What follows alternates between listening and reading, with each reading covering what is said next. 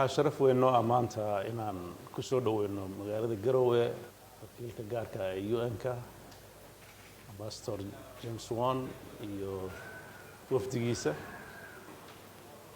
runtii wuxuu ahaa safar shaqo oo uu 2 maalmood ku joogay waxaan uga mahadcelinaynaa safarka noocyadaan oo kale ah marar badan soo noqnoqda waxaan runtii muhiimadiisu u ahayd sidii hay'adaha UN-ka halka shaqeeya ee gargaarka iyo horumarinta Soomaaliya ka shaqeeya qaybtooda Puntland joogta oo u dardargelin lahaa xukuumad ahaanna oo aan iskaga wareysan lahayn meesha hadda wax marayaan gaar ahaan arrimaha abaaraha oo runtii ah arrimo qaran oo Soomaaliya oo dhan dhibaato ka jirta ah sidii ugu kuurgali lahaayeen sidoo kaleeto dhinaca hortabinta oo leh Puntland marxaladan cusub doorashadii qaranka federaalka levelka kadib runtii kulan wuxuu ahaa dhinacyo badan taabanayay sidii ay Puntland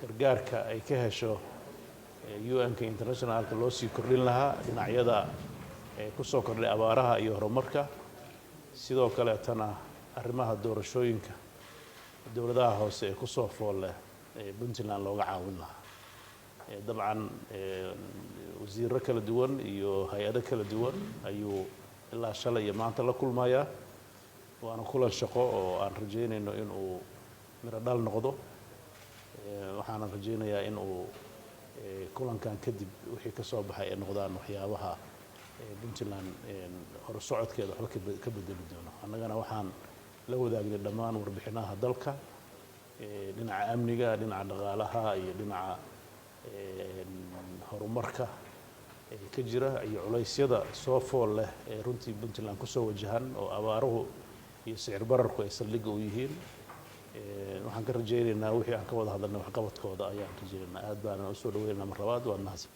Good morning, Mr. President, honorable members of the cabinet and members of the press.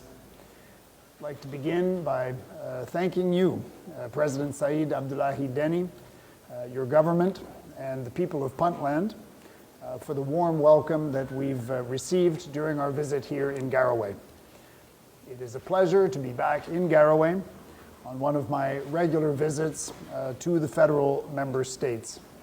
And I'm also honored to be joined today by the head of UNFPA, Mr. Dani Obuolape, and also the head of our Garoowe field office, Mr. Griffin. In our meeting today with President Deni and members of his cabinet, we discussed a range of local and national issues of importance. President Deni and I exchanged ideas on how best to advance Somalia's state-building processes now that a new federal government is in place. We discussed the importance of a deep collaboration between the federal government and federal member states to lead progress on national priorities. President Deni reiterated his firm commitment to Puntland's process of democratization following the completion of the first phase of local elections last year in Eyl, Ufein, and Gardo. He briefed me on the Transitional Puntland Electoral Commission's initial plans to roll out the process to other districts. I underlined the United Nations' readiness to support, and indeed, a visiting UN technical team is meeting with TPEC today. I commend the Puntland government and people for your continued commitment to deliver direct local elections as enshrined in Puntland's constitution. Your efforts here, we hope, will also inspire and support the broader process of democratization across Somalia at the federal and local levels. On security, I expressed my concern about last week's troubling incident at the Bosaso airport. President Deni assured me of the government's commitment and active efforts to ensure continued stability and reconciliation.